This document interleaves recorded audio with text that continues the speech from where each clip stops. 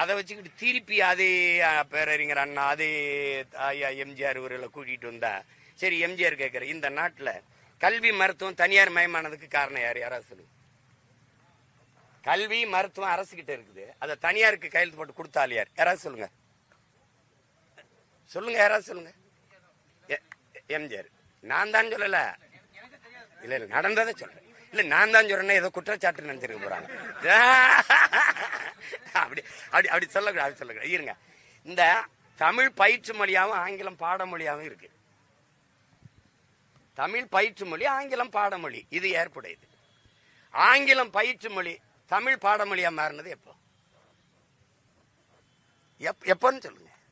ஆங்கிலம் பயிற்று மொழி, தமிழ் பாடமொழி. திருப்பி இந்தி எல்லாம் பாடமொழி, தமிழ் விருப்பமொழி. விருப்பமொழின்னு எந்த தமிழன்னு விரும்பல. இந்த நிலைக்கு தள்ளினது யாரு?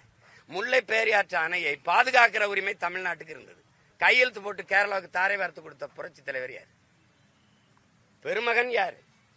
நாங்க போற்றுறோம். காரணம், என் தலைவனை பெத்த மகன் போல நேசிச்சு ஈழ விடுதலை போராட்டத்தில் அவர் பங்களிப்பை நாங்க மறுக்கலாம். ஆனால் இந்த இடத்துல இதையெல்லாம் மறக்க முடியாது. உங்களுக்கு விளங்குதா?